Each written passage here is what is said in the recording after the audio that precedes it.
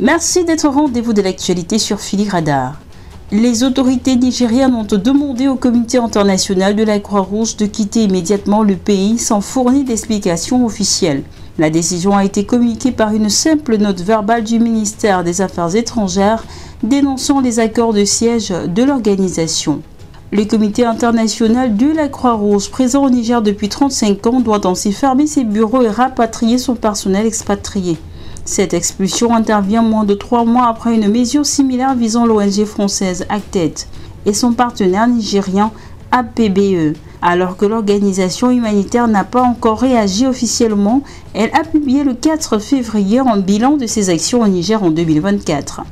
Elle y rappelle son engagement dans le pays où elle a notamment apporté des soins de santé à plus de 120 000 personnes affectées par les conflits armés. Dans l'est de la République démocratique du Congo, au moins une centaine de corps ont été inhumés lundi 3 février à Goma, des personnes tuées dans les affrontements de la semaine dernière entre l'armée congolaise appuyée par ses alliés et le groupe armé du M23 soutenu par le Rwanda. Les volontaires de la Croix-Rouge et de la protection civile ont inhumé les dépouilles au cimetière d'ITG. Au Maroc, une grève générale inédite en 10 ans contre la loi sur le droit de grève. En effet, le 5 février 2025, le Maroc a connu une grève générale de 2 jours, une première en 10 ans, initiée par les 5 principaux syndicats du pays.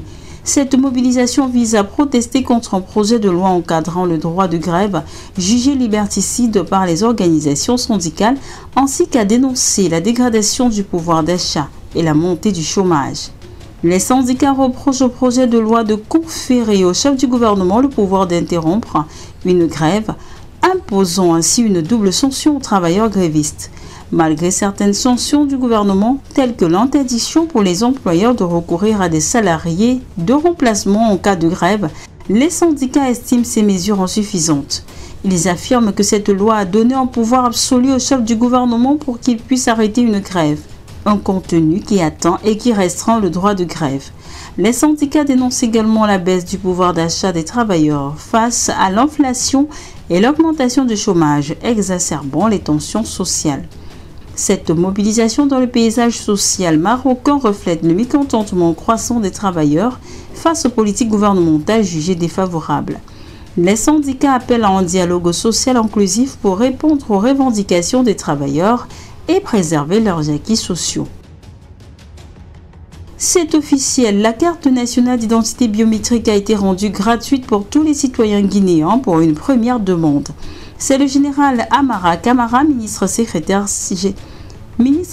général de la présidence de la République de Guinée, qui a lu le décret. Selon le contenu du dit décret, les conditions de modalité d'application de la gratuité de la carte nationale d'identité biométrique seront déterminées par arrêté conjoint des ministres en charge de l'administration du territoire et de la décentralisation, de la sécurité et de la protection civile et des affaires étrangères, de l'intégration africaine et des Guinéens établis à l'étranger. C'est ici que s'achève cette édition d'information. Merci de l'avoir suivi. Nous restons en continu sur nos différentes plateformes et sur le www.philiradar.com.